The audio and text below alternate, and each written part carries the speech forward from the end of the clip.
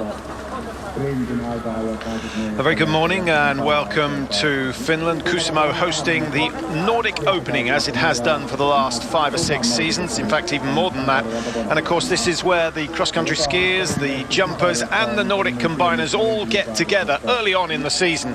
Usually bitterly cold, nothing different there overnight, -15, -16. The wind, as you can see in the background, might cause a few problems for the ski jumping later on today, but no problem for the first event, which is the first sprint of the season for the cross-country skiers. Classic style, it's a classic race and a classic course, Mike, with that big climb back up into the stadium and the finish, long finish here. Now, big names have won this event before. It may be just the same today. We've had the qualifying, the top 30 from both men and women's have qualified, and now it's all about head-to-head racing. 6 in a heat, that's changed over the last few years, and I think a really exciting format. And when you have people like Petter Northug around, you know you're in for a treat. And he, of course, will be going up against the likes of Emil Jonsson and Theodor Pedersen in the men's event. Let's catch up with Petter Northug. He's been talking to Sebastian Tifford. Of the Ruka Triple. How motivated are you to defend your title here in Finland? I think these types of competitions fits me good. I like the mini tours, and yeah, for me it's important to get a good start tomorrow, a good sprint, and also do a good skate race on Saturday. So you're starting in the front there. So that's my plan, and yeah, then I have to I hopefully go together with someone on the last day and take them in the last hill. How did your summer go? Your preparation, I hear it went very well, and you're basically in top shape going into the season. Yeah, the preparation has been good. I've been 3 times in altitude in summer and 2 times here now, right before the season. So yeah, the feeling is really good and the training have been good, and we have a strong team now. So yeah, I think me and all the other boys on the team are well prepared for the season. You already announced that you won't go to North America to compete after Kuusamo, so you make a pause or you go into the altitude training. Is it all for the Tour de Ski and the World Championships for you this year? Yeah, for sure.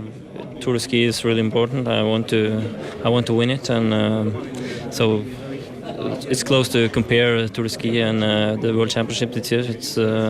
I want to win Tour de Ski as well as a World Champion title, but yeah, when Tour de Ski is over, you always have the World Championships. That's good that you didn't have last year. So the plan is to win there and also get a gold medal in Val di Fiemme. Okay, thank you very much, and all the best for the season. Yeah. So a few words from Petter Northug. Nice to see him back.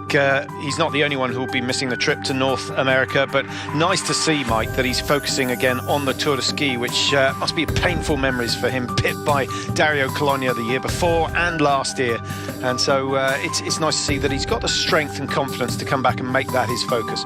It's impressive, isn't it? And stating clearly to the rest of the world that, listen, these are my aims. And I like the way he's talking about here for Sunday's race, where his intention, his hope is that he'll be with someone else and then take them on this final climb up into the stadium to win the Minis 3-day stage tour. Well, we'll take a quick break. Before the start of the race, we'll be back and explain how the mini tour works. What we can tell you for now is that the sprint is first, and that's coming up in just a moment. Welcome back to Kuusamo.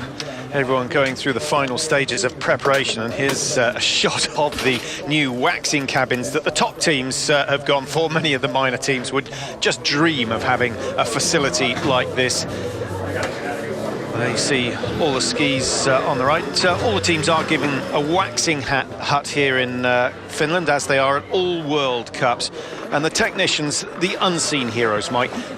More and more, the quality of the ski and the preparation of the ski is more and more important. But what you have to appreciate, they're the first up, they're the last to go to bed, and then of course they have to drive from A to B rather than go by plane. And endless testing up and down what, a 200 metre, 400 metre segment of snow. -12 is the air, 11 the snow. It's easy waxing today though, Patrick, and we saw the big box or the big bag of tub waxes, and easy enough. Love this profile. Yeah, easy waxing, but you still need to find a set of skis that run well in cold conditions and a set of skis that have good glide as well as good grip. The grip won't be a problem on that last uphill climb, but I wonder how short some of these athletes are going to go with that grip wax underfoot. Well, that's the vital thing. It's the balance of getting the right amount of grip, but you still need the fast glide. And we saw the technician as well putting the powder, it's like salt on the skis, but it's a powder, fluorocarbon, then ironing it in at a very hot temperature, 140 degrees. Well, there you see the results of the qualification for the women's event, and no surprise to see Justyna Kowalczyk winning. She'll want to come back after Gällivare, where she was right off form, had a bad day there. She'll want to come back with a win, but to do that she's got to beat Marit Bjørgen, who's won here for the last 2 years. If you look at the last 6 years in the women's event, only 3 women have won the title here: Bjørgen, Kowalczyk and Madic. Madic, of course, has retired, which is very sad indeed. Kowalczyk is still here. Marit Bjørgen looking as good as ever. 4-time sprint World Cup winner. Fantastic career she's had, and she looks as strong and as confident as ever. What about this man, Emil Jonsson? Really made his name here many years ago with a phenomenal burst on the uphill stage, and he'll be challenging the Norwegians, but the Norwegians time and time again have got the top 3 places in this particular sprint event. They have it. We saw Jonsrud Sundby there crossing the line. He didn't make it into the top 30. That's surprising, the form that he showed last weekend.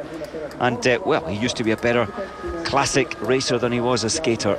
Well, good news for the Norwegians is that Petter Northug got through comfortably. As you have a look at the results of the qualification, have a look at the next sheet. Down at number 27, Theodor Pedersen, who won the sprint here last year, 5.4 outside the best time. Axel Teichmann, 40th, doesn't go through. Dario Kolonyev, 35th. Amazing for me that he hasn't made it through into the cut-off. Only the top 30 going ahead for this on knockout finals.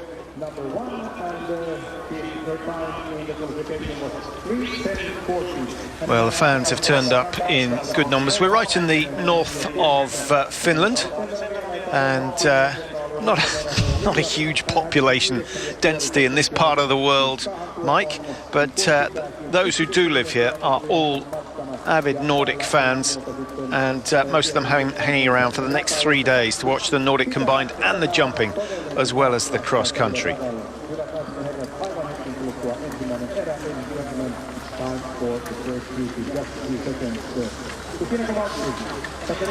Well, those 6 names you can see there are the first to go, and Justyna Kowalczyk, having won the qualification, goes in heat number 1, which I guess you could say, if you're seed number 1, it's the easiest heat to go for. Smutner, Weng, Jones, Österberg and Sarah Sawyer. Some pretty big names there. Heidi Weng's no slouch, and so Kowalczyk may have to do a little bit of work here. How wise is it, Mike, to push so hard in the qualification? She finished a long way ahead of anyone else. She was 5 seconds quicker than anyone else in this heat. Well, I just wondered if that might well be her undoing, as they have to double pole out this first stage, so only arm power. But this is where Kowalczyk struggles a little in the tighter pack racing and getting the right race line. We know she's got the engine to power her way up the final climb, but look at this already. She's in 5th position. Yeah, and that corner, which was by no means difficult, already proving to be her undoing, because she's lost pole position. But she's so strong and has such a good engine that she will make it up on the way back up into the stadium when they go through the climb. What goes down must go up again, and they've had the easy part of the course first. And a lot of tension there. Bib number 1, Kowalczyk at the back. She did have good ski speed on the way down, but she couldn't gain really from that. She was roadblocked. Again, it's arm power down here, Patrick. A gentle climb coming up before the attack back into the stadium. It's relentless. This is tense now, I think, for Kowalczyk. She's not able to relax at all trying to get through this pack. Yeah, she's had to work hard in the early stages, and if she goes through, I'm sure she will go through in the end, but she's going to have to think of a different tactic off the start line. And number 21 looking very comfortable. That's Ingvild Østerberg of Norway. 2 Norwegians, Heidi Weng up there as well. She's wearing bib number 11. 10 is Katrina Smutner of Austria, who showed us what she could do last year. One or two really promising results from her last year. And the Austrian women haven't really had a look in the cross-country field over the years. Their men have, on and off, produced some stunning results. It would be nice to see her advance through to the semi-finals, is what they're after. 30 women qualifying for the knockout phases. Heats of 6, 5 heats of 6. We'll have 2 heats of 6 for the semis, and then of course only 6 going through to the final. Look at this, is that Kowalczyk out the front already? She used a lot of arm power to get through the pack, and now it's just really about running up the hill. Yeah, this looks good for this heat, Mike, and I'm sure she'll qualify in the top 2 to make sure, but she has used a lot of energy. She's had to come from 6th place through to 1st on this climb.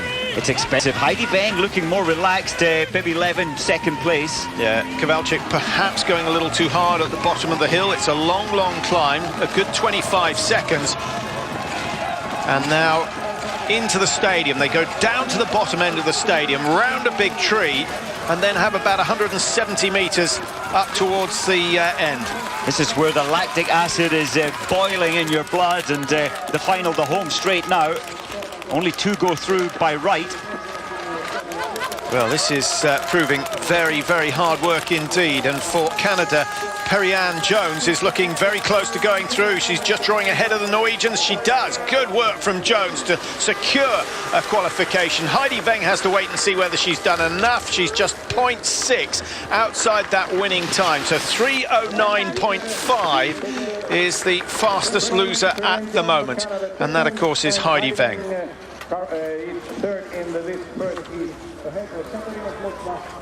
Well, no surprise to see Kowalczyk going through, but she made heavy work of that first heat. She, as we've mentioned, went like a rocket in qualification. I wonder, Patrick, next heat, I wonder if she'll change her strategy and just accept that she'll slot into the back of the pack, relax until the low point of the course. So we just drop out of the stadium, down the fast descent, relax down there, and then make her way through the track, but saving some energy. Katrina Smutner still has a chance of going through, but it's not looking too good for the Austrian. Kowalczyk looks relaxed, but Mike, that's not the performance of someone with her sort of experience. Yes, the placement, putting herself, it really was about getting a good exit off this, the first straight, the double poling straight. Well, let's see how the favourite gets on. She goes in heat number 2. It is, of course, Marit Bjørgen. Multiple Crystal Globes won by Marit Bjørgen in the sprint disciplines. Of course, she won the overall last year.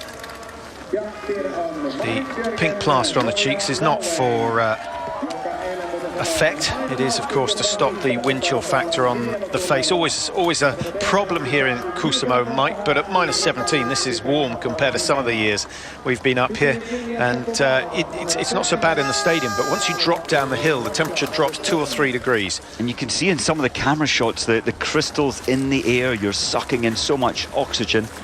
It can damage, and it does create some asthma issues for some of the athletes. So here we go. Marit Bjørgen, number 14, that's Nicole Fesser. We've got Evgenia Shapalova of Russia, Celine Brunli for Norway, racing with bib number 17 in the red suit on third from the right as we look at it.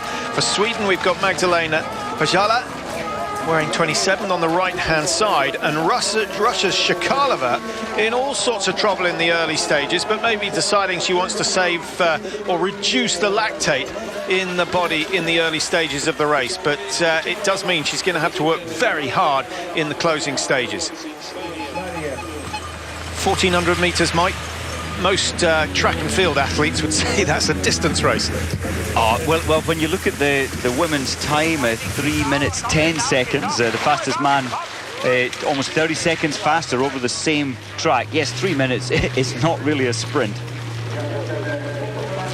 Marit Bjørgen, I thought she would take the front from the gun, but she took the descent quite relaxed. Now she's slowly moving up into second place on the far right.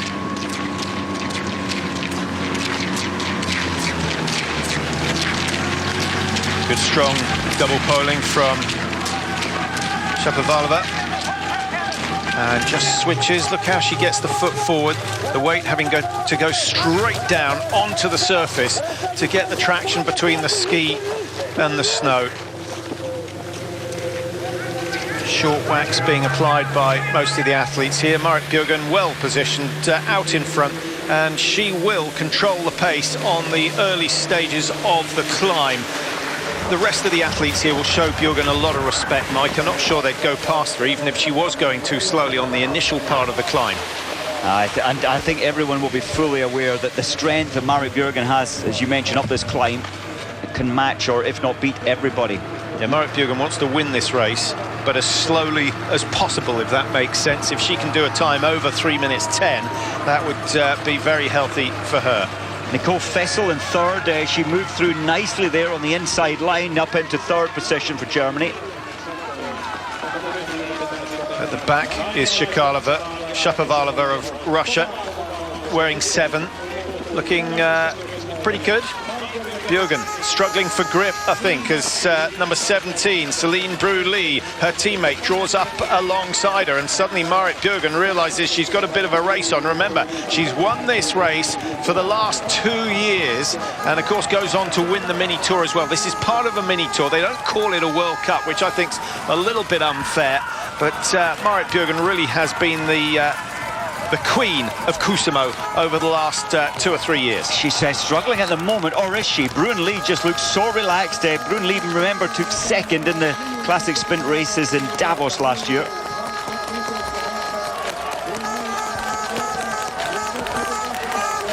Marit Bjørgen just doing enough. Oh, by a toenail. That is very, very tight. Brunlee's been given the win there, but I think they need to have a look at the photo, because Bjørgen was the first to throw her leg out. If she mistimed that, she might be going down. 3:06.2. The pace was picked up in the closing stages, so that's the fastest heat so far, and we'll wait for confirmation on the timings there, because I think there might be an adjustment. Well, they've given Marit Bjørgen 3rd place. I'm surprised. I really am surprised that we'll see it again. I think they're wrong. Well, maybe not. Maybe not. Brunlee with a brilliantly timed push. We'll get a better picture here coming up. Brunlee nearest the camera. Ah, well, decide for yourself. That is close.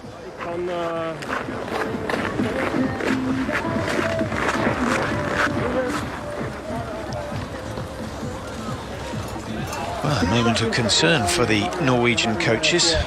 Surely Bjørgen is now. Well, she's been given a time of 3:06.9, so they did make adjustments, but they didn't change the positions.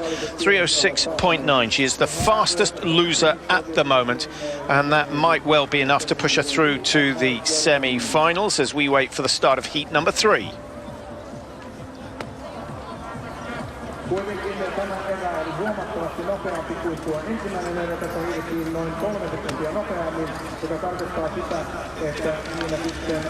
Here's the lineup for heat 3.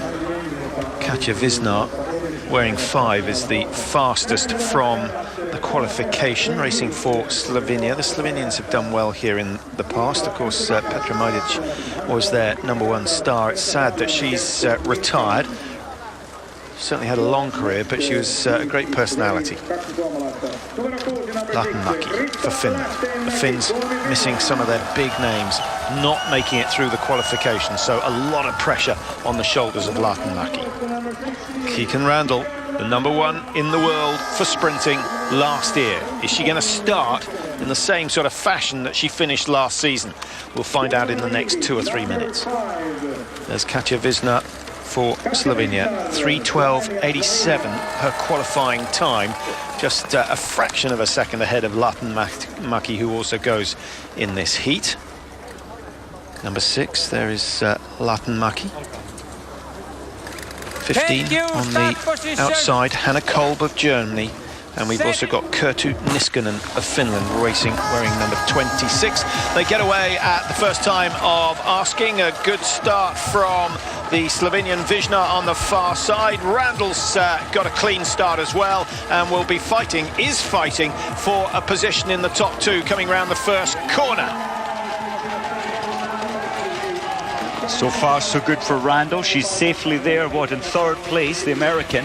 And when you look at our season, last season, Patrick, 2 victories, 2 second places, and a third. But she did take part in all of the sprint races, unlike Marit Bjørgen, only doing 9 out of the 13. Yeah, Marit Bjørgen getting 5 victories, 3 of which were in mini tours, so didn't count as World Cups. And Randall only getting 2 victories, but Randall walking away with a crystal globe at the end of the season. And I think that has helped. We saw how well placed the Americans were last week, the American women in the relay. And Randall really has helped lift the whole spirit and the ability for them to believe they can win. Yeah, but a shame that Brooks and Diggins didn't qualify for the last 30. They were only just outside. Half a second or so would have seen them through, but only Randall of USA has made it through to the final stages. Hannah Kolb of Germany has decided to take this heat by the scruff of the neck, trying to get herself in a strong position before they come back into the stadium. I wonder if Kolb is going to be the new big name this season. Of course, she's won the Under-23 World Championship with ease last year. They're looking pretty good out front for the German. Seems to be a slower heat, this one, Patrick. So 3:06 in Bjørgen's heat, 3:08.9 in Kowalczyk's heat.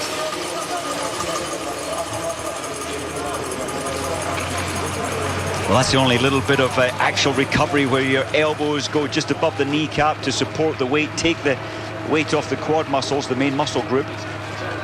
But it's not much, maybe 5-10 seconds recovery. Kolb tripping up there, dropping back now into 4th position, the German. 5 of the 6 still very much in contention here. Katja Wisner of Slovenia setting the pace on the big climb back up into the stadium. Number 26, that's Niskanen of Finland, looking very light on the wax, and she's struggling to get the grip just when she needs it most. Keegan Randall starting to make ground. She's gone from 4th to 3rd, now up into 2nd, and onto the shoulder of Katja Wisner. Great skiing from Keegan Randall. Now she needs to relax. Hopefully there's not too much lactate in the muscles for the final 400 meters. But the American going very well at this stage. Wisner of Slovenia.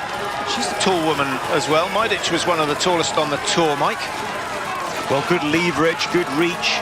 And I love the way she uses the impact through the hands, through the ski poles to get that double pole power.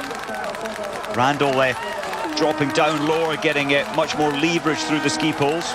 Randall needs to watch out because Latin-Maki's coming strong in the closing stages, just misses out. 3:07.6, the winning time.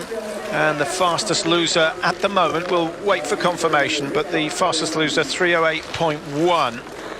And that, of course, is Latin-Maki, which means that she's inside Heidi Weng's time. Looks as though Heidi Weng has had it. She won't race in the semi-finals, but Marit Bjørgen is still okay, having finished 3rd in the first heat. A well-timed lunge from Keegan Randall. Now, if you're wondering why they throw the foot forward rather than dipping the upper body, which they do in athletics, it's because the transponder is on the ankle. You'll pick it up. In fact, Wisner's has been taken off. You will see it certainly as we go along the lineup for the 4th heat. There's confirmation, 3:07.6. Almost 0.8 of a second slower than the last heat, which was the one that Bjørgen was involved in.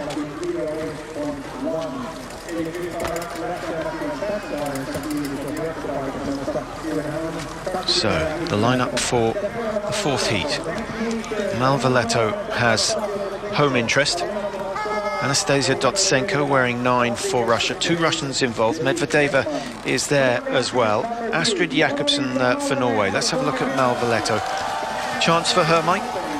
I think certainly she looked pretty good in the run out. The earlier, of course, 2nd place. She's only half a second off Kowalczyk's time. And I believe in this season in Dotsenko, I think she's, for me, looking good to make the finals. Well, the Russian men have shown themselves to be very competent sprinters. Women haven't quite picked it up as the men have done. Well, when you've got the Olympics next year in February, it really is gelling the Russian team to make improvements. Oops, she broke that wand. Go back. Athlete back. That was a mistake there, and wonder if that'll affect. Is that Malvaletto who knocked that? I think it was Malvaletto.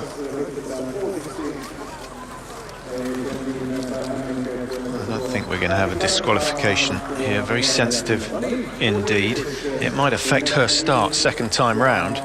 We didn't get a look at Denise Herrmann on the far side for Germany, wearing the black and yellow, and nearest the camera for Slovakia, Elena Przeszkova. Well, they get away at the second time of asking. Great start from the German Herrmann on the far side, and she's looking comfortable, but effectively, Mike, she's on the outside because the first turn is, what, just under 90 degrees to the right. It's certainly a disadvantage. You'd expect a staggered line almost on the start. It is a disadvantage if you're, as we look at it, on the right-hand side. But Herrmann, well, she's slotting into fifth position now. In a sense, she's got a good race line there, taking the inner line. And that's a fast hill, very fast descent, about 45, 50 kilometers per hour at the fastest part of the descent.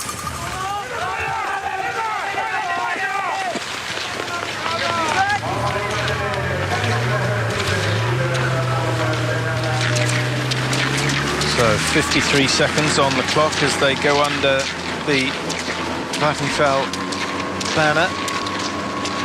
Now at 150, they should be opposite the lone hut in the fields at the bottom of the climb.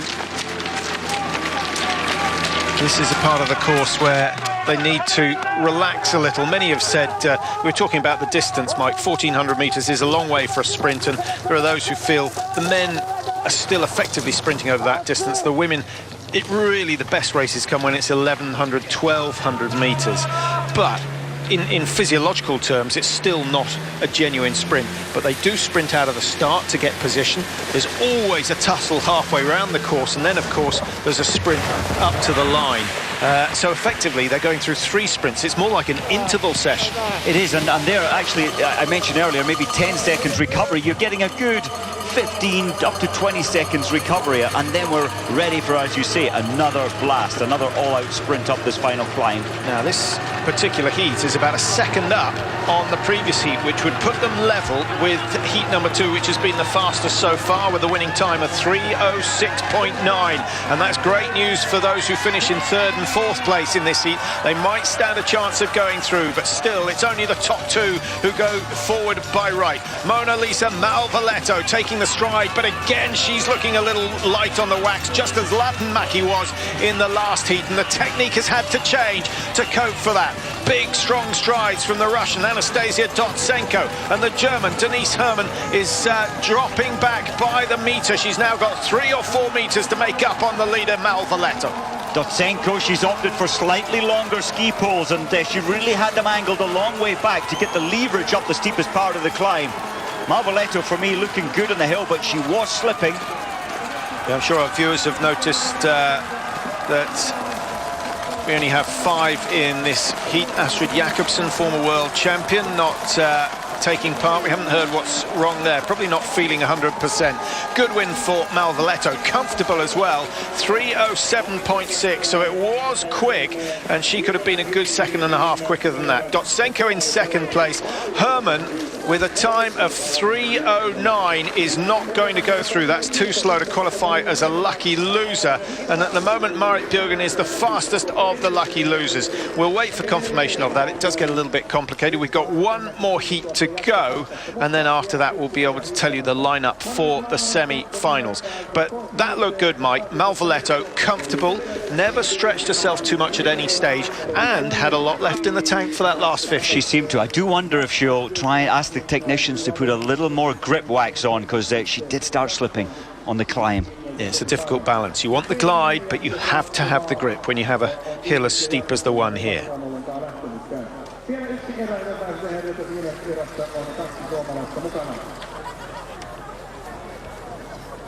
The lucky losers so far in the competition are... 1 heat to go in the first round of the women's sprint here in Kuusamo. Just coming up to 1 o'clock local time. And already going dark. So, here's the lineup. Fastest qualifier, Anne Kiloinen of Finland. We've just seen Malvaletta go through comfortably. Latinmäki is waiting to see whether she goes through as a fastest loser. Therese Johaug, well, a little bit of a surprise to see her making the last 30. She's not renowned as a sprinter, but if Marit Bjørgen says she's got stronger and is a danger and a potential winner of the overall World Cup, then keep your eye on Johaug. Saarinen, strong as ever, the most experienced in the field. Also racing, Ida Sargent of USA, wearing 13. And we've got Canada's Daria Giazeva, and she'll be in red and white on the in the middle of the field. You can see a good start from Giazeva. That's a brilliant start, very quick out of the blocks, and she's matched the Russian Korostoleva stride for stride.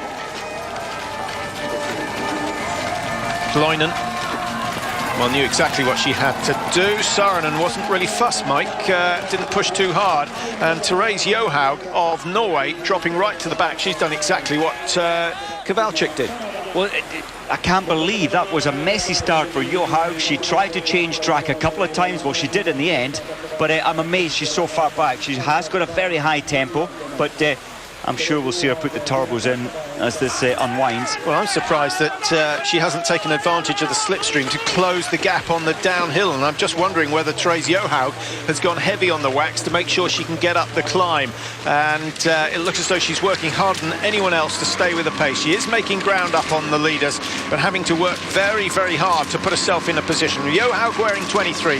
She's in the middle of the screen. You can just see her in the Norwegian red 3, looking comfortable and relaxed is Kiloinen of Finland. Nice style from her, really good transition from the double pole into the diagonal gate, as it's known, or the two-phase, another name for this particular technique.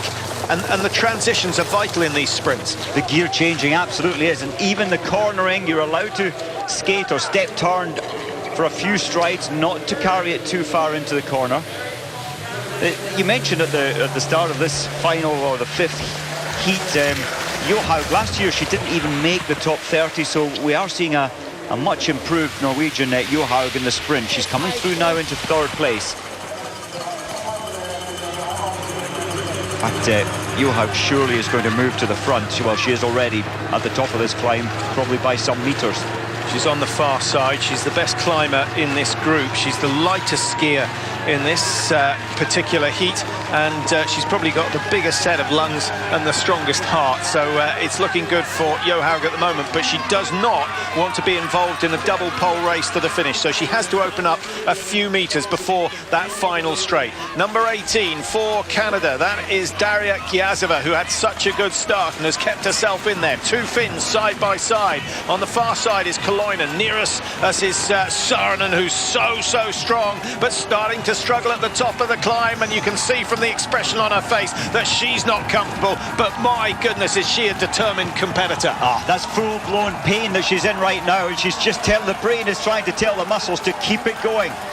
Johaug struggling a little in fourth. She needs to place herself in the right track to try and get through this pack. It doesn't look good for Johaug. Remember, she was down in 23rd position in qualifying, so not really the favourite to go through. Kiloinen and Saarinen, the two fastest from training. Well, it's Saarinen has dropped away. Kiloinen stayed strong, and a great run from the American. Ida Sargent has done a fantastic job to go through. 3:07 means that it is the second fastest heat, and so Giazeva on 3:08.6 might just find herself going through. We'll have to wait and see if that's the way. Well, Ida Sargent, she timed it beautifully at the right moment to just push herself up into second place. Yeah, we hardly mentioned her before the final straight, which meant she just kept herself nicely in the group, never out of contention, but saved something for that final straight. It's so tempting, isn't it, Mike, to make a blast on that big climb and leave yourself empty. Kiloinen, Sargent go through. Giazeva has to wait and see whether 3:08.6 is quick enough.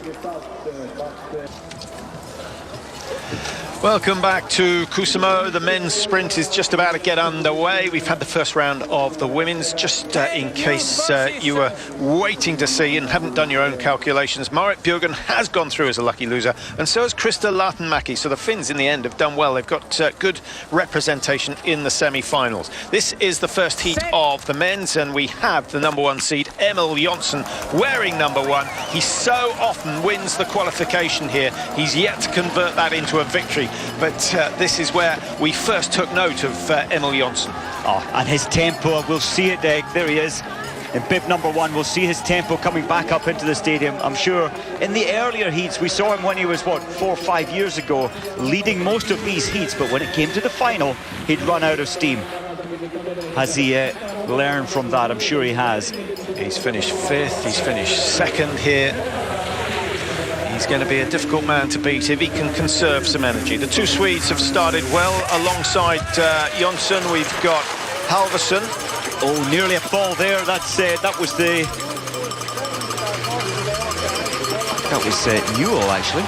Andrew Newell of USA, the best American sprinter for the last couple of years. He's in black with the yellow, wearing bib #21. King Hai Sun of China, #20.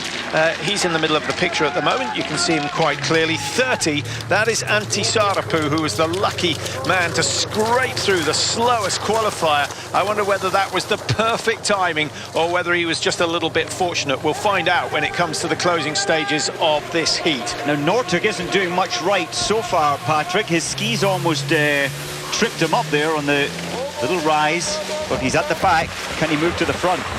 Now, Northug is desperate to win the Mini Tour here. He's the defending champion of the Mini Tour, which involves all the races here over the weekend. It's not vital to win the sprint, Mike, but you certainly want some bonus seconds. You do, and now Northug from 6th to 5th, and well, probably top 2 by the top of this hill. Look at that, the strength. Look at that, fantastic skiing. We've seen it so many times, and he goes from 6th to 1st in the space of 150 metres, and he's done it all with his arms. Jonsson rising to the challenge, and the two big names in sprinting side by side. Jonsson certainly won't want to be beaten here. Northug starting to run out of wax as he makes the top of the climb, but he'll come strong in the last 150 metres. I think he'll make sure of a qualifying spot. That is cheeky from Northug, just nipping in front of Antti Saarapu, who will not be happy with that. There might be a protest, but it won't go anywhere because Northug did not touch him. Round the last corner, 150 to go. Jonsson in pole position at the moment. He can afford to ease up. Northug again with that unique style. Look at the commitment. The heels right off the skis, the body forward, drops the weight down through the poles and generates speed like no other man on the planet. He gets 2nd, Halvorsen 3rd, Saarapu of Estonia in 4th, having been cut up severely by Petter Northug. But I think that result will stand, and an indication of what's to come, Mike. That was about as good as it gets. That was amazing. The tempo, the commitment shown there by Jonsson, quite amazing. And then for Northug here, he got all his placing wrong in the earlier part, and that was it. Soon that stumbled. I thought it was maybe Newell, but it was the Chinese athlete. And Jonsson, though, up the steep climb, can anybody match him? Northug certainly couldn't. 2:41.5 is the fastest loser's time at the moment, and if you can remember what the women were doing, they're 25 seconds at least, closer to 26, 27 seconds quicker than the women over this short distance. Well, that's right. The fastest of the women's heat went down in 3:06. And that winning time, 2:40.3.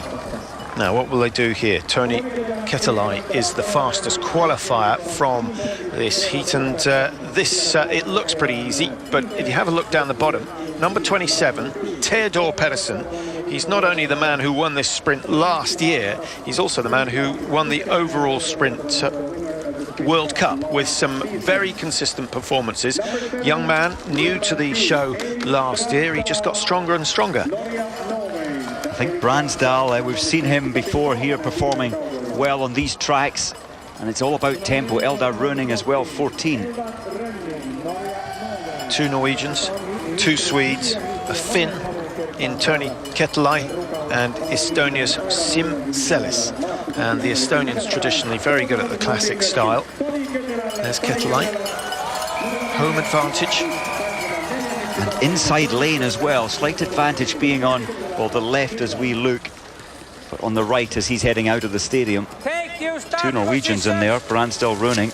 Side by side. Set. Watch the starting technique, just dropping the weight down through the poles, and then the feet come into action. And there's no doubt that on the far side, that was a flyer of a start from number 17, Jens Eriksson. What he was trying to do was put himself in a strong position for the first corner. That was an incredible start to almost catch the rest of the starters sleeping. Yeah, Theodor Pedersen, though, is the man who's got the best start. Pedersen, the thing about his season last season where he took the overall sprint title, he very rarely got things wrong. Placing himself in the right place at the right time, difficult thing to do. Yeah, just having a look, he only got 2 victories, Mike, but on only one occasion did he fail to make the semi-finals of a sprint. That was out of 13 sprints in all, and that's really where his success came from. I know a number of his challengers, Northug in particular, Colonia, they didn't compete in all the sprint events, so where they were absent, Pedersen was able to pick up 50, 60 World Cup points.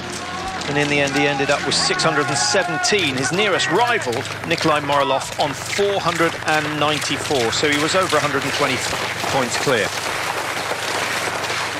This is tight. And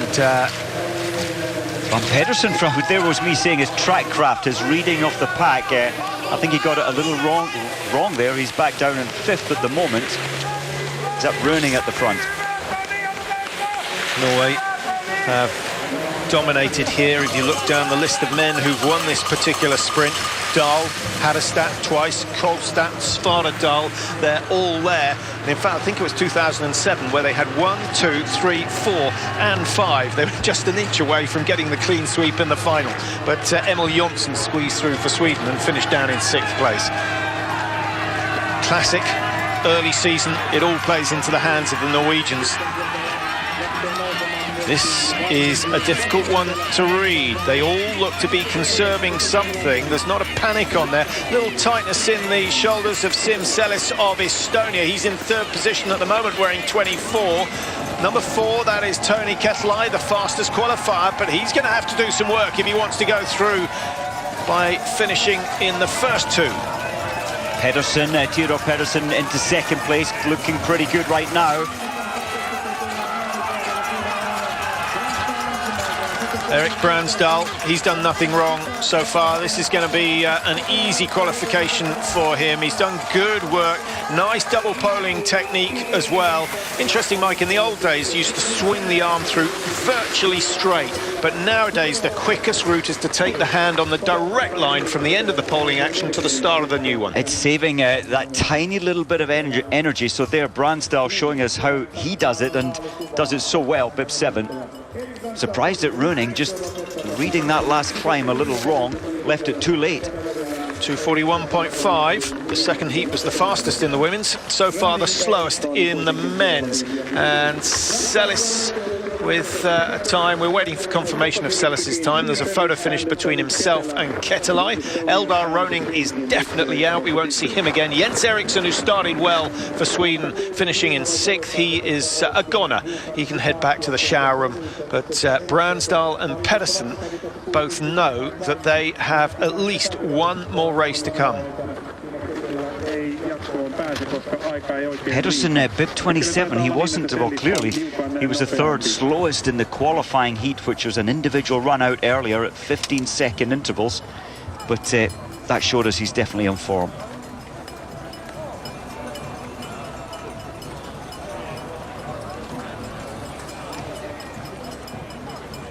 They're tough, -14. Yeah, I was just thinking exactly the same thing. If it was -14 in Glasgow, I think you'd still get a full stadium in Ibrox, but there are many events where you wouldn't have any spectators at all. You wouldn't. Well, the Glühwein maybe here helps, or of course the Finnish equivalent. So there you have confirmation, 2:41.4. So 2:42.1, Sellis's time of Estonia as the potential lucky loser.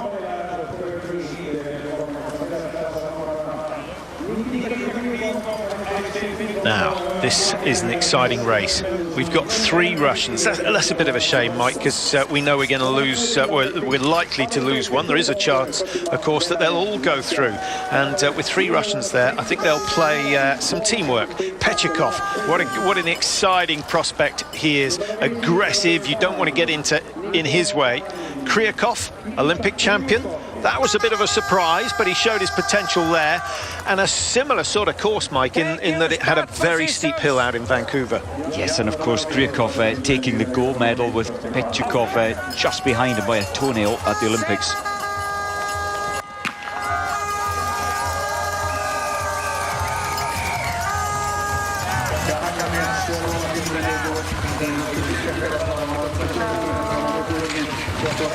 Well, this is a conservative start and maybe one that indicates that the Russians are confident. It's Nikita Kryakov who is in pole position going round the first corner, and the Olympic champion being shown the respect that he's due. Kryakov, he's a pure out-and-out sprinter, but I was watching him training in October and he looked exhausted. He was putting in big distance training just to get the base training in, 30 kilometers most days. But boy, did he look tired with sprint training in the afternoons. Surprised at Pechikov, and normally he's like a bull. He just goes to the front and just pushes his way to the front. Doesn't really have 2 gears, it's just maximum. Well, there he is coming through now. Now, the Russians are really the only team that have specialist sprinters now, Mike. The Norwegian sprinters are also very good over the distance. Dario Colonia, who was right up there in the rankings of the sprint, of course, was the overall #1 in the world. In the women's, you look at Marit Björgen, she can do sprint, she can do distance, the same with Kowalczyk. But the Russians still do train specialist sprinters. What do you think their training consists of? They spend much more time in the gym, there's no doubt about that. You only have to look at their upper bodies to realise that. That's right, and basically they do have phases where they work on their endurance and their base training for the capillaries, just to get some slow training in as well. But certainly most of it is keyed up to technique under this kind of intensity as well. Repetitions and repetitions of hard, short, sharp stuff. When you talk about capillaries, you're talking about improving the blood supply to the muscles. I guess the question many of our viewers will have is, do you still get that capillary development if you ski slowly, or is it better if you ski fast? Certainly if you ski slower, and that really is the mode which really does enhance the capillaries, and that's why a lot of these athletes do a lot of base training May, June, July, and then obviously topped up with their speed work. But there has to be a catch. Slower means longer. Absolutely. Much slower. 2.5, 3 hours. Now, let's concentrate on this heat. We've got the 3 Russians still in contention. Number 6 there is Pechikov, who's just got ahead of his teammate Kryakov, who was a fraction faster in qualifying. Kryakov on the far side, now starting to turn up the pace. He realises that his teammate Rechevik is coming through. Russia, 1, 2 and 3. And the winning time, well, we'll get that in just a moment. Shabotko will not go through. Well, there's a chance he could, because it is a fast heat. But we're just waiting for confirmation of the time. 2:38.1. It's 3.5 seconds quicker than the last heat. That was like lightning, and well, there he is, bib number 6, Pechikov. He started it slow, but he finished it fast. 3 Russians within 0.1 of a second at the front. Rechevik on 2:38.2 is our unofficial time, and that is the quickest so far. There is a monster of a man, isn't there? He's like a heavyweight boxer. He's very short in stature, but as wide as he is tall almost. Yeah, let's put him in against Freddie Flintoff. That would be an interesting matchup, and he's very quick on his feet as well. So there you see the confirmation. Pechikov and Rechevik have been given exactly the same time, so both of them could end up going through. Now we have another 2 Russians going in heat number 4, as you can see for yourselves. Paul Goldberg, second fastest to Emil Jonsson in qualifying. Kali Lasila is there for Finland. Morilov Yaparov, Peter Kummel of Estonia. The Estonians haven't had too much joy so far. There's Goldberg, 2:42.67, his time in qualifying. Goldberg finished 9th in the Sprint World Cup last year. He had a couple of podium finishes. One was in Dusseldorf and the second was in Drammen, another of the classic races. Drammen's such a good sprint, always gets the biggest crowds of the season. As we look at Kalle Lassila. Finland disappointed with the last heat. Haikamis skied out of it. He was over 6 seconds off the pace. Well, a quick start. No one was hanging around there. And a good start coming in from Lassila of Finland. Hamilton, the American in black, just, well, because he's on the outside lane, he's slotting into the last position at the moment. Was the slowest qualifier. I think that's not a bad move from Hamilton, to be honest, Mike. He's decided he's not going to get a good position out of the start, however fast he goes, so he might as well keep the lactate levels right down and save that for later on. And in comparison, I think you're totally right. Oh, how he survived that 22. Peter Kummel, good recovery. And you're right, look at that. There's Hamilton's, the American, comfortably forward now without the tension. 9 is Kalle Lassila. Certainly seems a much slower heat to this point, Patrick.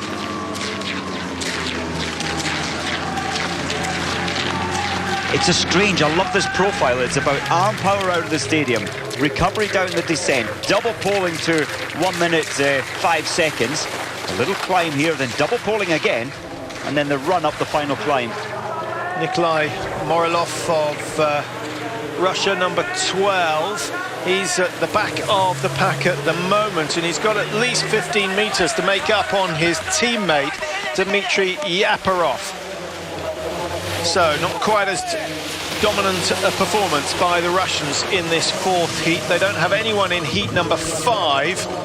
That has 3 Finns, 2 Norwegians, and Polteranen of Kazakhstan. Paul Goldberg, as expected, really just beginning to take the lead. Now he needs to keep the tempo up here.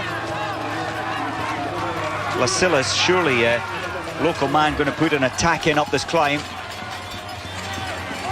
Yaparov stepping it up. Yeah, big power with that upper body. That's an interesting technique, Mike, keeping the centre of gravity fairly low. And good legwork from Kalle Lassila. He stormed from 4th up into equal 1st position, but now he needs to keep it going because he's got another 300 metres to go, and they can be the toughest of the whole course. Well, I thought Paul Goldberg was going to win this one. He needs to pick his pace up if he wants to qualify. 2:32 on the clock at the moment, 2:38.1, the fastest qualifying time so far. They're going to be slightly outside that, but that's due to a slower start earlier on, and a cruise across the line for Yaparov and Lassila. They are through without a doubt. Goldberg has to wait and see. We're looking at a time, still waiting for confirmation of the time. It's certainly didn't match 2:38.1. We're closer to 2:40. And that might mean that Paul Goldberg, despite qualifying in 2nd position, is out. There he is, having a little bit of a tussle with the Estonian Peter Kummel. That was a great recovery from Kummel to prevent himself falling. 2:41.4, the official time for Yaparov. That's the slowest heat so far. So that's bad news for Goldberg, Mike. That little incident, although no one fell, still will have put his pulse rate through the roof and just maybe taken some focus away from the race itself. 1 heat to go in the men's sprint here. This is the first sprint event of the season. We were in Gällivare last weekend for a distance race. The men going over 15k, the women over 10. Some good racing there. I was impressed. But this is the first mini tour of the season.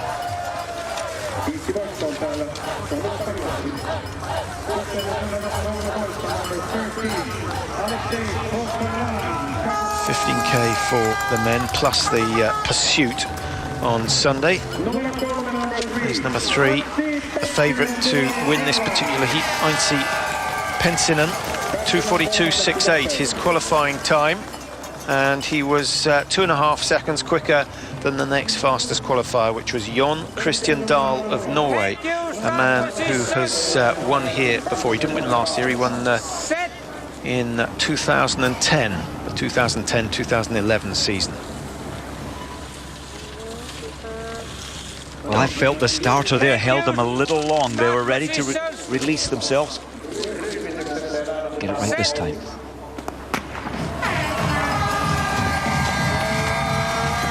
The two Norwegians, Patrick, in red, Dahl and Pedersen. Interestingly, they're only taking part in this, the first day of the 3-day mini tour, and then they're flying out to Quebec on Tuesday. Yeah, that's a tough programme, isn't it? Quebec, of course, hosting the next round of the World Cups. We've got a team sprint and also an individual sprint out there, so lots of fast legwork will be taking place. And I think the specialist sprinters realise that if they complete the whole programme here in Kuusamo, they damage their chances of doing well in the sprint out there. Absolutely, and of course then the tour goes to Canmore, the beautiful Canmore, where the '88 Olympics were held. Yeah, good full programme in Canmore. 10-kilometre and another sprint will be held.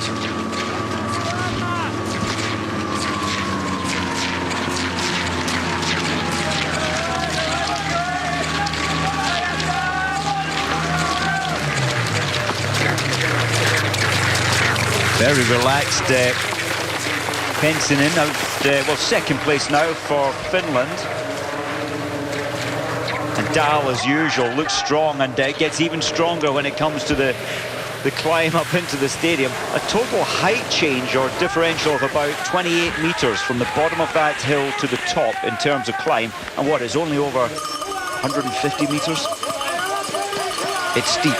Yeah, it's one of the steepest climbs on the World Cup Tour, and they come up against it very early on in the season, already starting to lose the daylight here in Kuusamo. By the time we finish this evening, it's going to be very, very dark indeed. But they get used to it and they benefit in the summer. They'll all be celebrating on December the 21st when the days start to get longer again. That's my favourite day of the year. Well, we haven't seen such a tight heat as this one. There's barely a second separating all 6 of them. Pensinen leading the way for Finland at the moment, and a good drive coming in from Polteranin of Kazakhstan, who finds himself on the inside for the final turn, provided he can draw up alongside the Finn. No, he's just squeezed out. That was a bit cheeky from Pensinen. Dahl is down. I think that is Dahl. It's certainly, oh no, it's not Dahl, it's Pedersen, who's done so much work. A man who's finished in the top 3 here is out of this one. He won't recover from that, and that leaves Pensinen of Finland and, of course, Aleksi Polteranin to claim the top 2 places, and a good reach for Jauha Järvi trying to get in 3rd position. He might just have managed that. Dahl goes down in 5th, and a shake of the head from Øystein Pedersen, who was 3rd last year. A mistake on that final corner. His weight was back, wasn't it? He was trying to get an edge, but his weight was back, and he couldn't take the turn. Well, we may get another look at that. I hope so, just to see what went wrong technically. 2:41.2, so still some 3 seconds slower than the first. I think that 3rd heat, Mike, with the Russians in it, I think we could get 4 qualifiers from that one heat, because the winning time of 2:38.1. Certainly, Redivik, who finished 3rd, is going to go through. Let's have a look at this corner. Well, there's the tie-up between the Finn and the Kazakh. I wonder, and there's Dahl just getting it wrong. Sorry, that was Pedersen. Pedersen getting it, as you say, on the back of his skis. His weight was way back. I'm amazed. And I do think Bib 13 in 2nd place at that point. I think he was roadblocked from the Finn. Frustration. Total frustration, and that's not a good start for his World Cup campaign. He did make it through to the knockout phases, so he will get some points, but he was after a final position, let alone a semi-final position.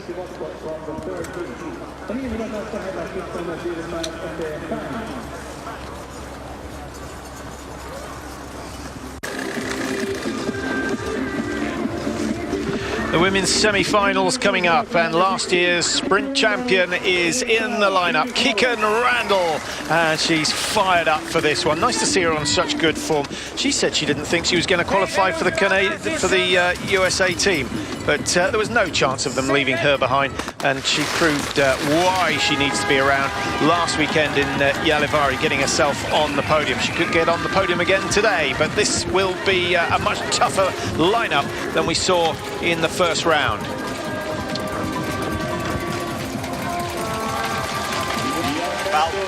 Kowalczyk placing herself better off the grid this time, into third position on the inside. Kowalczyk, is she the favourite for you, Mike? Not really. I don't feel that in these technical turns and placing yourself in the right place, she's certainly got the engine to take it if she's in clear space leading up the final climb. So if she's not the favourite, who is? Björgen. But Björgen's performance in the first round was hardly convincing, finishing third, relying on that lucky loser's ticket. That's a good point. She was struggling up the final climb. Then I'll go for my other option, Dotsenko. Nearest the camera, Kikan Randall. Number 7, that's Evgeny Shapovalova of Russia. Or Eugenia, I should say, not Yevgeny. Number 1, Kowalczyk, head down, still looking a little bit tense. Alongside her, number 7, Celine Brun-Lee of Norway, who went through without too much problem. Perianne Jones of Canada at the back of the group at the moment, staying out of trouble. She's not out of it. She's only some 10 metres off the end, but she trips over her own ski and loses another 5 metres. That's a bad mistake from the Canadian, and at a crucial stage of the race, because now she has to work hard before she even reaches the final climb. I think she's out. Kowalczyk needs to be careful. She was putting the arms wide there, reaching over to the Russian. You cannot do that. Yeah, this is a tough one, isn't it, Mike? Kowalczyk, you can see her on the near side. Now she starts to up the work rate. Brun-Lee of Norway alongside her, the leading 4 side by side. Shapovalova in blue and red for Russia, and on the far side, Randall on the inside at the moment. But remember that the penultimate turn, or the final turn, is to the left. So Kowalczyk's in a very good position, provided she can stay level with the rest of the leading 4. Well, 17, Brun-Lee for me, she just makes it look so easy. Kowalczyk's strength coming through now, and Björgen struggling. Yeah, Björgen certainly is struggling. She wouldn't have wanted to end up in the semi-final alongside Kowalczyk, but she's still only some 4-5 metres off the leader, Shapovalova of Russia. Kowalczyk still looking scrappy, but she's very, very strong in the closing stages. Björgen, has she say something, or was she right at her limit in that heat? Round the outside for Björgen, moves up into third place, ahead of her teammate Brun-Lee. But Shapovalova still leading the way for Russia, and now we see Marit Björgen starting to push. She's timed this one perfectly, Björgen, and the strength that she has coming through at the end here, and she'll be stronger the next time. Well read, 3:08.6, the winning time. Kowalczyk on 3:09.2. Those are the unofficial times. They do tend to change by fractions, but it's a quick heat, but they are certainly capable of going faster in the second heat. And I didn't see what happened to Kikan Randall there, Patrick, but she just faded off in the last 30 seconds of racing. Job done, and still on course for her second win from 2 races this season. But I think you're absolutely right. Björgen really struggled and was almost quite lucky to get through into now the semi-finals, but now she's got her confidence back.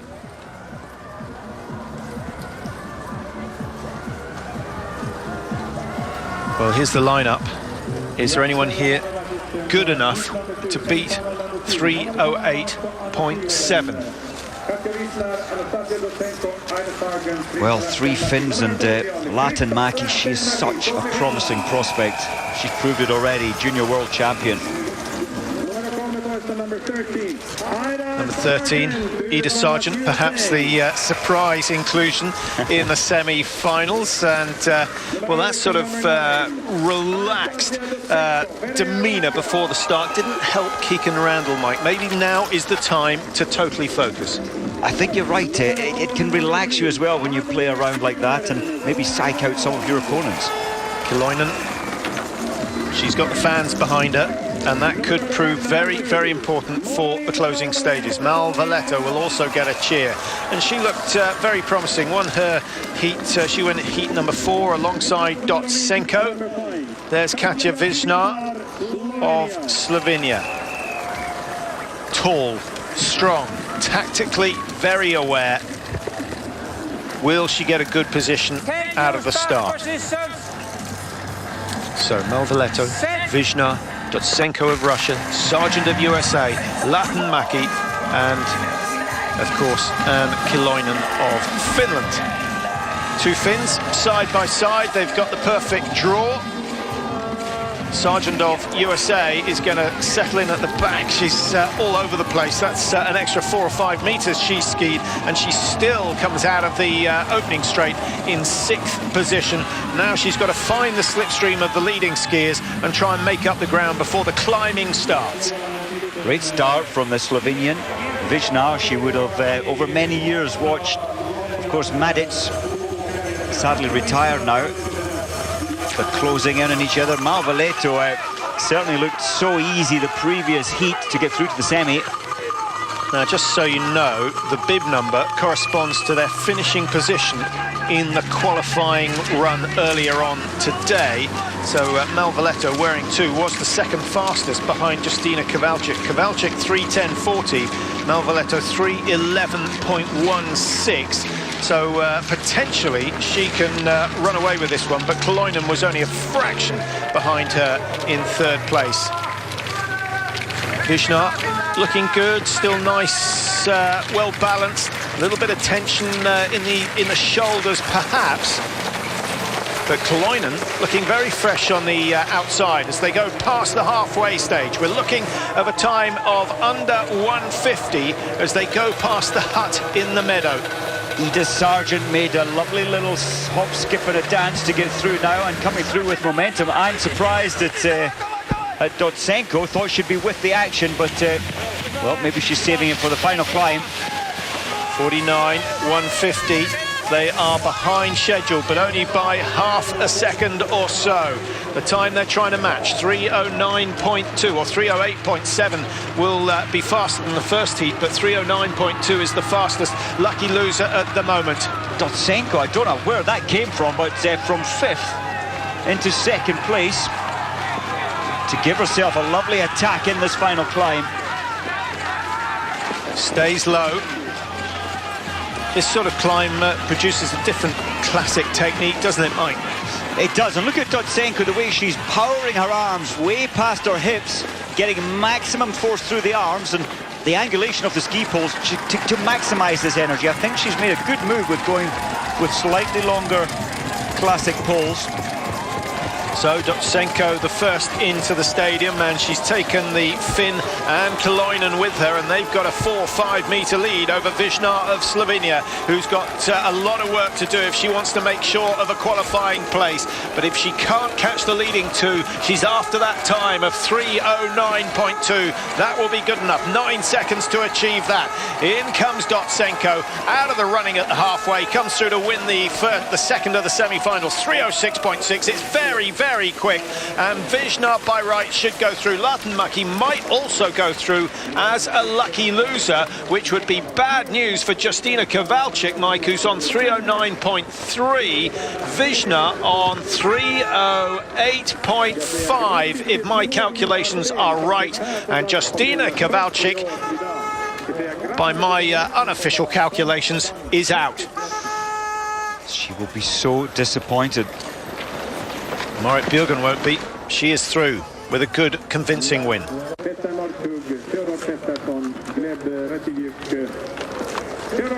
Well, it's all action here in Kuusamo, and now we're on to the semi-finals of the men's. If you thought the women's was exciting, hold on to your seats, because this could be an absolute thriller, not just because we've got some of the best Swedes in it. We also have the most exciting cross-country skier in the world, Petter Northug, going in this semi-final.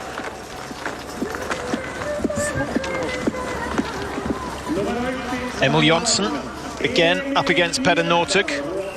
Difficult draw, only 2 go through, and the crowd, well, they're going to find it tough. They'd love to see Johnson through to the final, and they want Nortug, and they want the Russians, who have made a real mark for themselves in the world of sprinting over the last 4 or 5 years. Alexei Pechikov trimmed the beard this year. He doesn't look quite as fierce from the front, but from behind, it's an awesome sight. Triangular, big, broad shoulders. Pechikov on the near side for Russia. It's a very good start for the Swedes. Emil Jonsson and Theodor Pedersen, number 27. And Pedersen, the taller of the two. You can just see him leading that lane, cutting across on the inside. And so we have Sweden 1 and 2. Are they going to try and take control? No, it's a steady start. The man who reads it the best, though, for me, as usual, it's Petter Northug's keeping completely out of stress or trouble. He's got his plan already set, where he'll double pole as he did into the base of the final climb. He just wants to keep away from any tension, any trouble. He just makes it look easy. Yeah, you might as well get in someone else's slipstream while you can, Mike, because it reduces the work on the flat sections. You're taking what, some 2-3% out of the effort.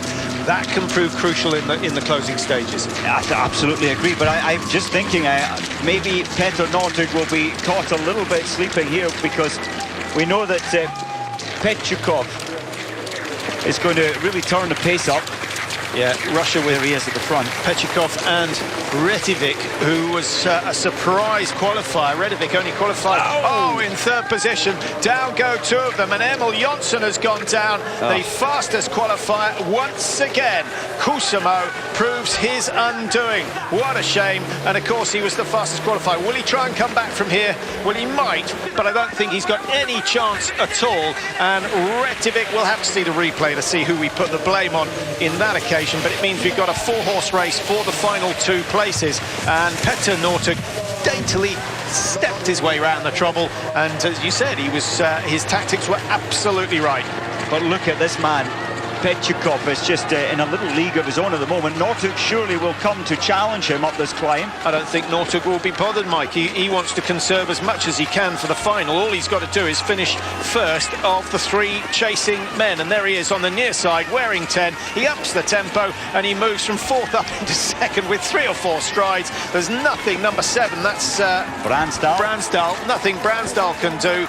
And Pedersen, the sprint champion from last year, finds himself in 4th place and in a spot of bother. It's not over yet for Bransdal. Pechikov, he's put so much out into this, and Bransdal got the inside line.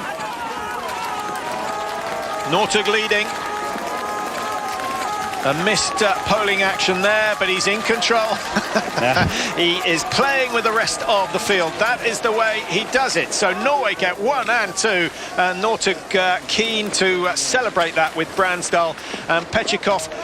It looked impressive, but the pacing was wrong. Although the finish is flat, it looks flat, it is gradually uphill.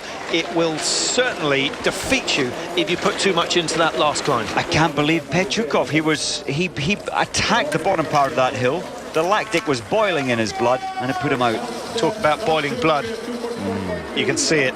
Emil Jonsson furious with himself. What happened? What an opportunity. Here's...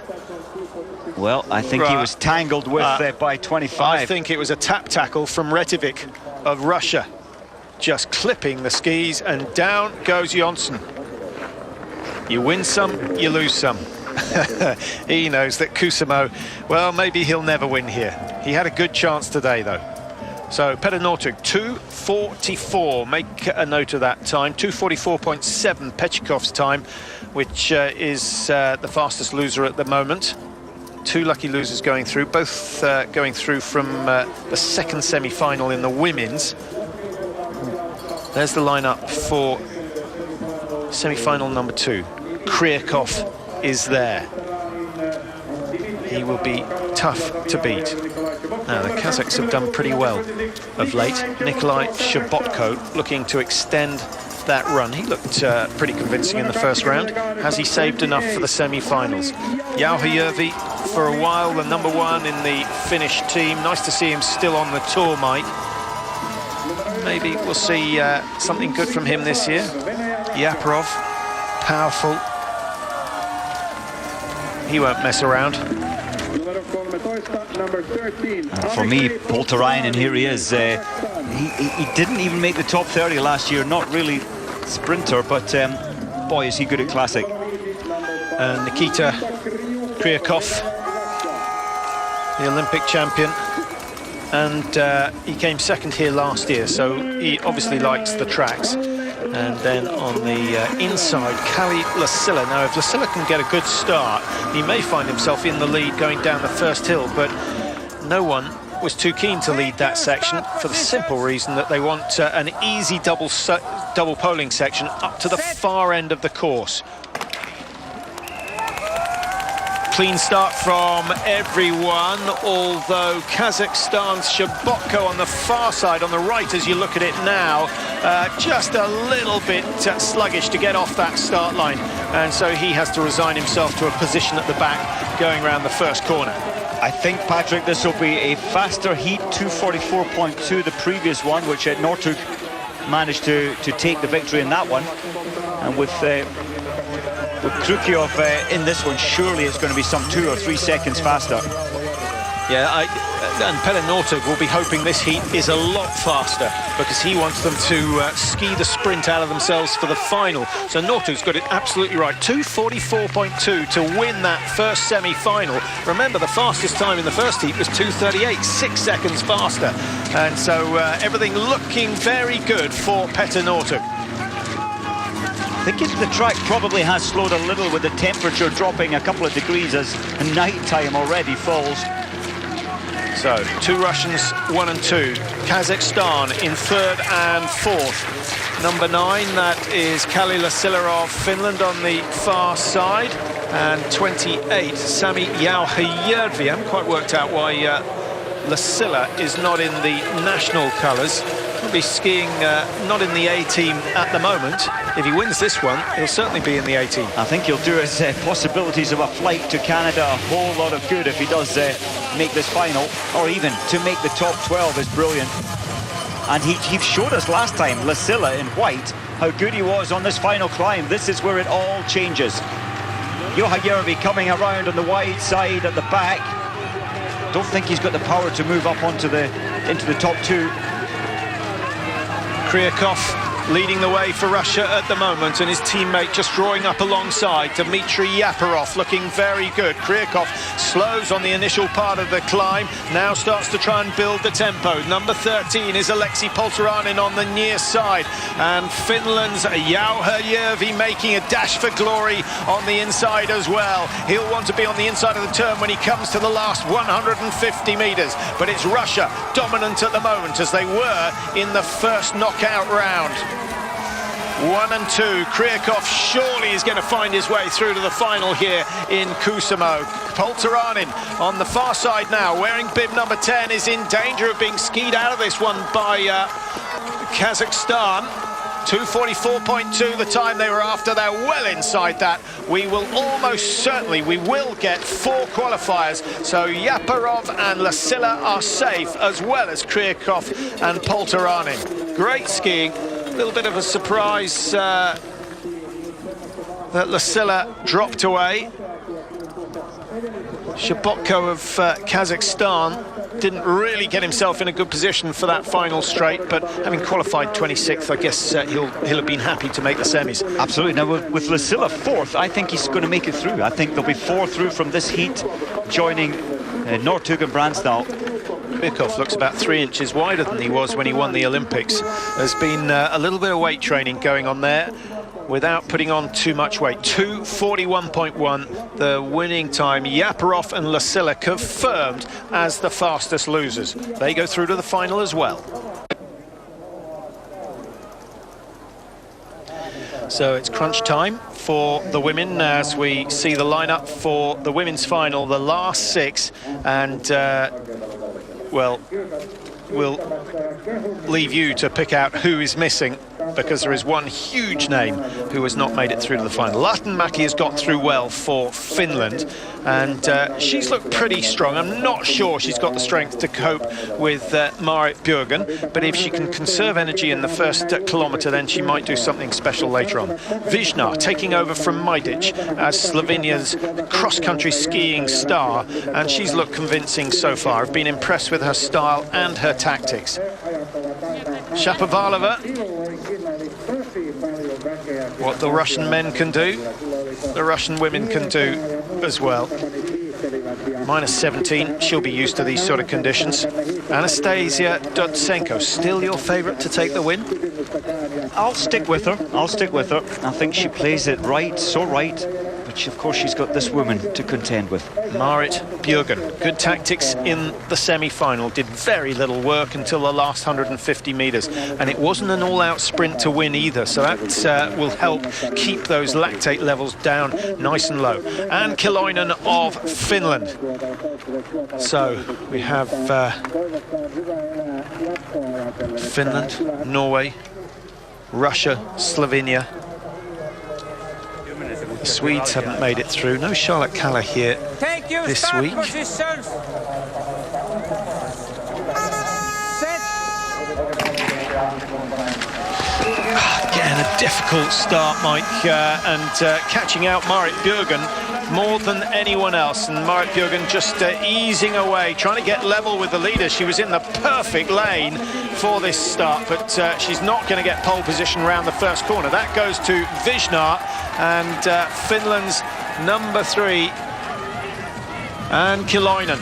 Now Vizna did this, well, last time she let it out, but again she's going for the big kick early on, and I think that's, I'm not sure that's the most sensible strategy. Well, keep your eyes out for Dotsenko. The Russian colours, as you'll know, the red lower leg and the blue and white stripes of Adidas on the arms that they've been in for many years. So we've got 2 Russians, 2 Finns, Slovenia and Norway. And you'll know Marit Bjørgen, she's in the yellow bib, as she seems to have been permanently for the last 5 seasons. Now I think for the rest to try and break, well, is it possible to break Bjørgen? Probably not, but I think the pace has to be held strong, because a couple of little weaknesses on the final climb we saw earlier in the heats with Bjørgen. Well, if you were going to try and beat Bjørgen, where would you try and make your break? I think you'd have to leave it till like almost the final corner to try and get momentum into that left-hander into the stadium and try, if possible. But then you have to save something. Well, don't to that point. Oh! Vizna's gone down. Vizna has given herself a really difficult task now, and she's stopped Lahtenmäki in her tracks, and Lahtenmäki takes a second fall and might as well just cruise to the finish. She'll get good bonus points for making it through into the women's final, so she's not out of the mini tour quite yet, but that's massively disappointing for the crowd that have turned up to see her take a potential win.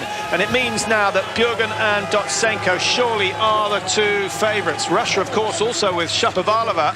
But Dotsenko was held back in that little fall, so she's really, this was where she should have made her break, but she was held back in the fall. Yeah, Dotsenko on the right of your screen. It's Shapovalova the other side of Marit Bjørgen, and Marit Bjørgen will be thinking, my goodness, this is easier than I thought it was going to be. Dotsenko putting a little sprint in now, but left it way late with her tumble at the bottom of the hill.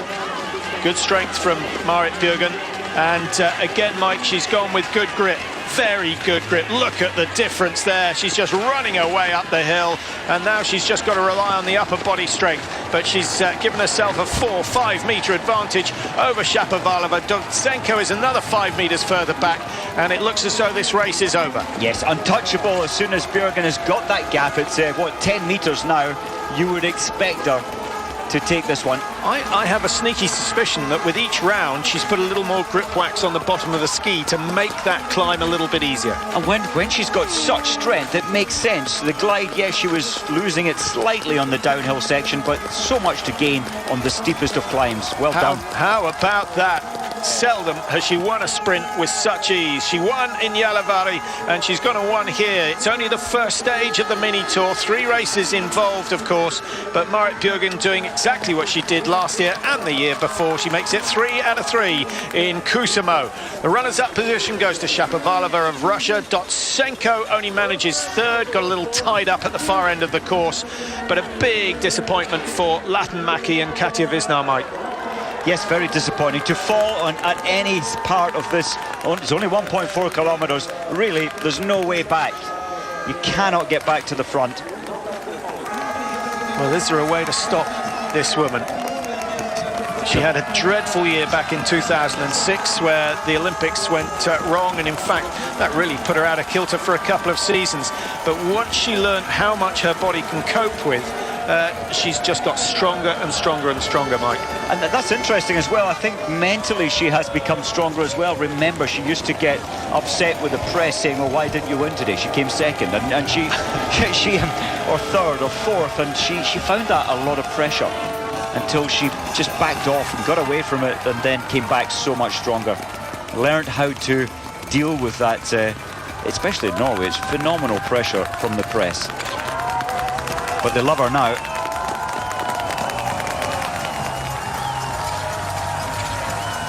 Well, there's the 4 from Visnar. I think she might have got one of the skis caught in the lane marker. She's only got herself to blame. But poor old Krista Latinmäki was just in the wrong place at the wrong time. Nothing she could do about that. This second fall from Latinmäki was just careless. I think the wax catching on the softer snow. And it was almost panic after the initial fall. She was just, again, that tension and panic. It created the second fall. So another 50 points in the World Cup to Marit Bjørgen. She maintains her 100% record for the season.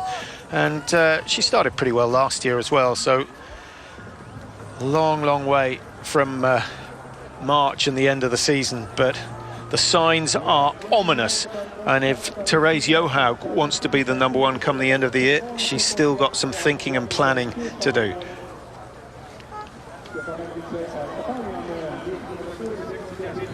Marit Bjørgen, congratulations to the victory in the stage 1 of Ruka Triple. Yesterday you said you were looking forward to the sprint. How was the feeling today? The feeling was better and better, and I'm really happy to win today. Wondering how the sprint shape was, but yeah, it's working very hard, and yeah, it's very good, and I'm very happy with today, and my skis also very good, and yeah, I feel good in the uphill, and yeah, what I'm working in the summer with, so I'm really happy. In the first heat you were lucky loser, but at the end it seemed like an easy job for you to win today. Yeah, I did change some skis, and also a little bit of technique. I was not good in the first final, so but I'm really happy with the semi and the final. Thank you very much, and congratulations for the victory today. Thank you. So a change of skis proving successful. Remember, in that first heat she had to come through as the lucky loser, and it was the big climb where she struggled. So wise move from Bjørgen.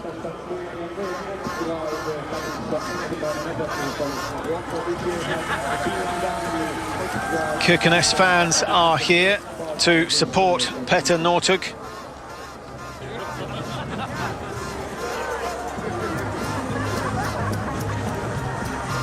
Kirkenes, have you ever been there, Mike? I haven't been right the way up top there of Norway. Is that not where Vegard Ulvang came from as well? I believe it is, and you don't get much further north than that to be comfortable to live up there. Yeah, a couple of hours of daylight at the moment. That is all they get, 22 hours to slumber. It's a tough life. Well, Visnar won't be watching that video too much, but she will watch it a couple of times, just see what went wrong.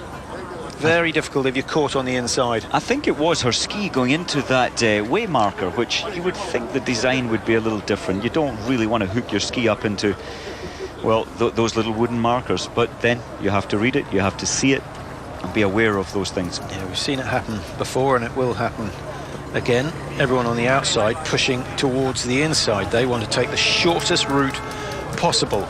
Now, who's going to be confident and take a safe line? Petter Northug certainly played it safe in the semi-finals, just dropped to the back, stepped around any trouble that occurred, and then saved his power for the finishing straight. This time, though, he has the Olympic champion to cope with, and some very, very strong Russians indeed. Dmitry Yaparov has made it through to the final, and he's also got Alexei Poltaranin of Kazakhstan.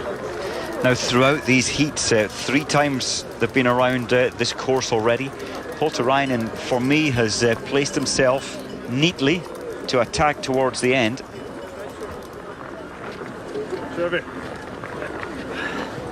So last couple of minutes, nice to see that the men get a decent rest between the semi-final and the final, and they'll get a rest this afternoon while the ski jumpers spring into action. That is at 16:45 European time, so if you're watching in the UK, it's 3:45, and Schlierenzauer, Morgenstern, I guess the favourites for the Austrian team. Norway have got some pretty good jumpers at the moment. The Finns, well below par. Jani Ahonen, a distant memory for them.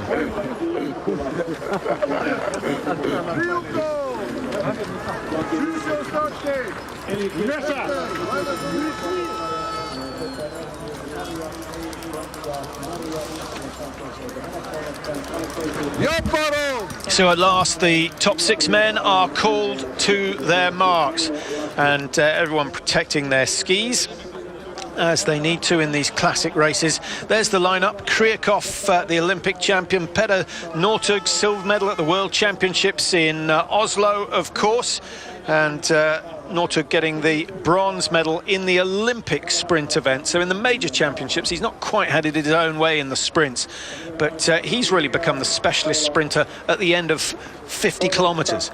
He reads it so well, and that's why he's here in the top 6 again today. I don't think he's on his best form that he'll find this season, but he's just got this mind strength to take himself through to the top 6 and maybe quite possibly going to win this one. Well, 13 proved lucky for Poltaranin. He's done nothing wrong so far, and went through second place in the second semi-final, a time of 2:41.4, which was a lot quicker than both Northug and Bransdal. But that, I think, will give the Norwegians confidence, because they didn't have to expend quite so much energy. Here he is, triple world champion. Of course, the Olympic 50-kilometre champion as well.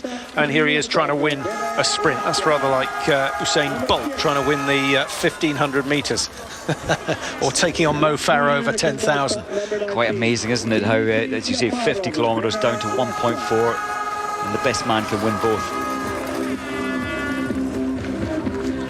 I think Yaparov will be delighted to make this line-up from a ranked 19th, if you like, earlier on the trial this morning.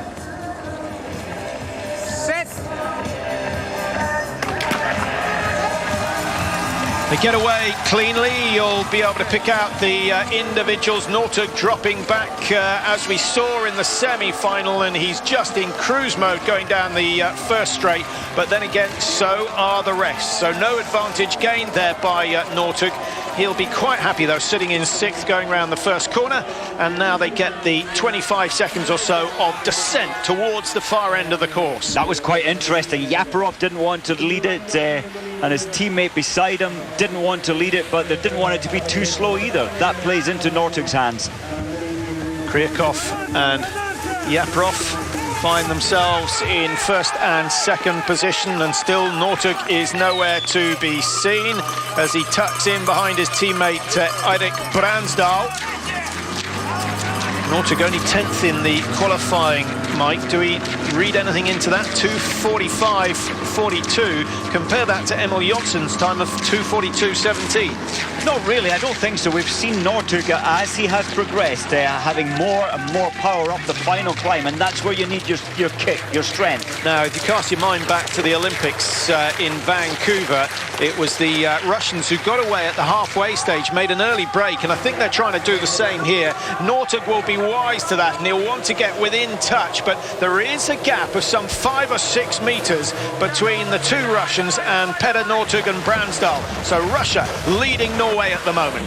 Yes, a definite strategy there from the Russians. Let's try and get rid of Northug early on. It's not really going to happen. Easy to say, but remember, Mike, if they can get, 10 metres clear by the top of this climb, then Northug might struggle to get back on terms. But double poling, it has to be Northug if they come around that final bend together. Absolutely. And of course, we can't forget Bransdal. He's got a lovely flowing technique up this climb. Northug ups a gear and he goes ahead of the two Russians, who'll be surprised to see him come through so fast. Kryakov wearing 5 in the middle will try and stay with the Norwegian. That's the end for Yaparov. He's missed his footing and slipped a couple of times, which has lost all his momentum. And now it's between Northug and Kryakov. It's not over yet for Kryakov. I'm quite sure he has to now try and get in the slipstream of Northug. The multiple world champion from Norway in red up against the Olympic champion from Russia. Will it be Northug or will it be Kryakov? Kryakov picks up good momentum in the first 50 metres of the final straight, and he's drawing up alongside Northug, who finds he's got nothing left to give, and it's the Olympic champion who takes the victory. 2:42.5 the winning time. Northug found himself wanting. Amazing, amazing. Well, Kryakov and the Russians, they've thought, how do we beat Northug? And it is on the double poling, but nobody in the past can match him. Today, Kryakov can. Wow. Well, there's no doubt that that man has been putting in some power training over the summer months. If you can't, they've had to work out a way to beat Northug. On the distance races, Mike, many people have tried to break away at the halfway stage, at the 3/4 marker, but always been caught. I think Kryakov has said the only way to beat him is to get better at the final sprint. I'm so impressed with that, and Northug was giving his everything, and he couldn't believe that the man in blue to his left was better than him. Yeah, I wonder whether he worked too hard on that climb. Remember, he gained 10 metres on the Russians on the climb.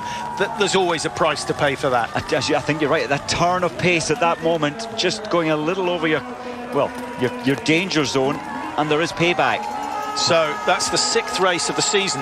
It is the first time that the Norwegians haven't been on the top of the podium. They won the 2 individual races in Gällivare. They won the 2 relays. Marit Bjørgen won 15 minutes ago in the women's sprint. Finally, they've been beaten, and it's taken the power of Kryakov to do it. Good man. That was so impressive. They tried to go strong early. They were brave enough to take that on. They had to suffer the pain that comes with that. And, well, I wonder if he can do the same next February in Sochi. 8 months he's been training for that, and it has paid off, and that's why the celebrations are going to go long into the night for Kryakov.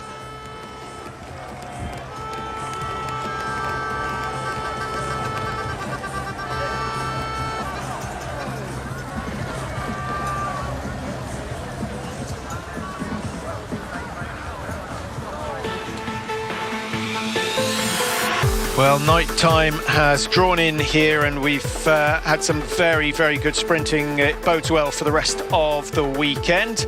Of course, the programme running right the way through. The sprint is followed by the pursuit, of course, in this mini tour, 15k, and then the pursuit to pick up the full bundle of points. Only 50 World Cup points for the win today, but then whoever wins the tour gets a bonus of 200. Let's have a chat with the winner. Did you expect to be #1 today? Yes, thank you very much. Thank you all spectators, only Finland spectators and Russian. Yes, today I'm very happy. I knew that Petter Northug was very strong on uphill, and last 100 meters I tried my best and I won. Thank you very much, and congratulations once more. Thank you very much. Bye. Well, that didn't reveal anything more than we knew already. But what we wanted to know is how surprised he was. But I think he looks very confident, the young man from Russia. Kryakov taking the win ahead of Northug, and Bransdal in 3rd for Norway.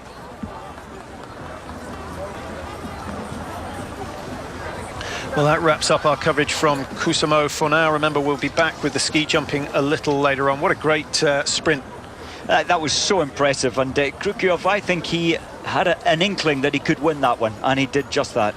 Well, thanks for your company. Do join us later on for the jumping. For now, from Kuusamo, it's goodbye.